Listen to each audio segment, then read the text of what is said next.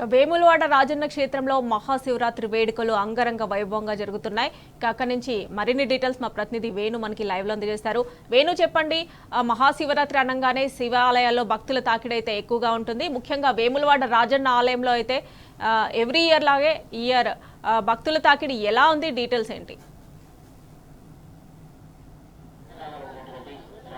మమతా దక్షిణ కాశీగా పిలువబడే వేములవాడ రాజన్న ఆలయానికి సంవత్సరం భక్తుల సంఖ్య పెరుగుతుందే కానీ తగ్గదని చెప్పాలి. ఎందుకంటే దక్షిణ కాశీగా పిలువబడే వేములవాడ రాజన్న ఒక తెలంగాణకే కాదు, ఇటు మహారాష్ట్ర, ఛత్తీస్గఢ్, ఇటు కర్ణాటక, ఆంధ్రప్రదేశ్ నుంచి కూడా పెద్ద ఎత్తున భక్తులు తరలి వస్తుంటారు. ఎందుకంటే దేశంలో ఎక్కడా లేని విధంగా ఇక్కడ కోడెమొక్కుల ఆచారం ఒక ఎత్తు అయితే, కోడెమొక్కుల ఆచారం దేశంలో ఎక్కడ కూడా లేదు. మరోవైపు చూసుకుంటే కూడా పేదల పెన్నిధి రాజరాజేశ్వరుడు. ఇంకోవైపు శివరాత్రి సందర్భంగా కూడా దక్షిణ కాశీగా పిలువబడే వేములవాడ రాజన్న ఆలయంలో తప్పనిసరిగా ఉండాలి, జాగరణ చేయాలని చెప్పి ప్రతి భక్తుడు కూడా అనుకుంటాడు. ఈ నేపథ్యంలోనే పెద్ద ఎత్తున భక్తులు తరలి వస్తున్నారు. ఈరోజు ఉదయం నుంచే భక్తుల సంఖ్య గంటకు పెరుగుతుందని చెప్పాలి. ఇంకోవైపు చూసుకుంటే సాయంత్రం మహాలింగార్చన ఉంటుంది. కొద్దిసేపటి క్రితమే ఎమ్మెల్సీ కవిత కూడా ప్రత్యేక పూజలు నిర్వహించినటువంటి పరిస్థితి కనిపిస్తోంది.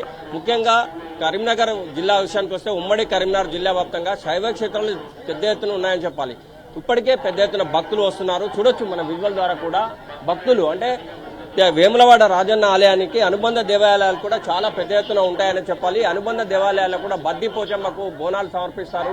ఇంకోవైపు దక్షిణ కాశీగా పిలువబడే వేములవాడ రాజన్న ఆలయం ఒక ప్రత్యేకత అయితే, కాళేశ్వర ముక్తేశ్వర స్వామి కూడా ఒక ప్రత్యేకత ఉందని చెప్పాలి.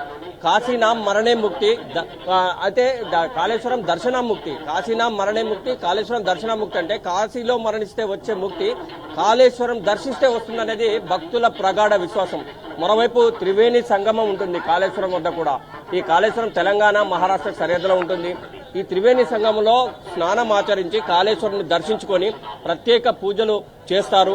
ఇంకోవైపు ఇటు కాళేశ్వర గుప్తేశ్వర స్వామి ఒకటైతే దక్షిణ కాశీగా పిలువబడే వేములవాడ రాజన్న ఆలయానికి కూడా ఒక ప్రత్యేకత ఉందని చెప్పాలి.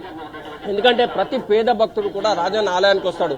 వాళ్లకు కావలసిన కోరికలు తీర్చే కోడె మొక్కుల ఆచారం ఒకటైతే, తమకు కోరిన కోరికలు తీర్స్తే తప్పకుండా ఒక కోడెని కట్టేసే ఆధారం అంటే ఇక్కడ మనకు కనిపిస్తుంది. మమతా చూడొచ్చు విజువల్ ద్వారా కూడా శివుడికి సంబంధించినటువంటి అంటే పెద్ద ఎత్తున భక్తులు తరలి వస్తున్నటువంటి పరిస్థితి కనిపిస్తుంది. ఇంకోవైపు రాజన్న ఆలయానికి సంబంధించి ఈరోజు సాయంత్రం మహాలింగార్చన ఉంటుంది. లింగార్చన తర్వాత ఇటు భక్తులు అంటే క్యాజువల్ అయితే స్థానిక ప్రజలకు ఉదయాన్నే వాళ్ళకు దర్శనం కల్పిస్తారు.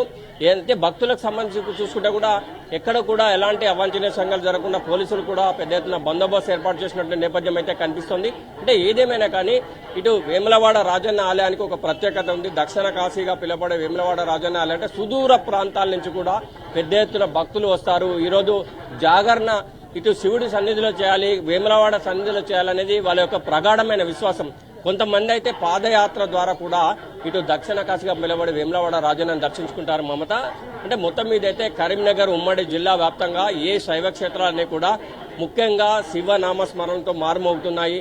సాయంత్రం పూట జాగరణ కోసం కూడా అంటే ముఖ్యంగా ఇటు కాళేశ్వరం కావచ్చు, ఇటు వేములవాడ కావచ్చు, భక్తులు భారీగా తరలి వస్తున్నటువంటి పరిస్థితి మనకు కనిపిస్తుంది. అంటే ఏదేమైనా కానీ ఇటు ముఖ్యంగా కరీంనగర్ జిల్లాకు ప్రత్యేకత ఏంటంటే గోదావరి పరివాహక ప్రాంతం అంతా కూడా శైవ క్షేత్రాలు పెద్ద ఎత్తున కనిపిస్తాయి. ఈ శైవ క్షేత్రాల్లో ప్రతి చోట కూడా పెద్ద ఎత్తున భక్తులు తరలి వస్తున్న నేపథ్యం మనకు కనిపిస్తుంది.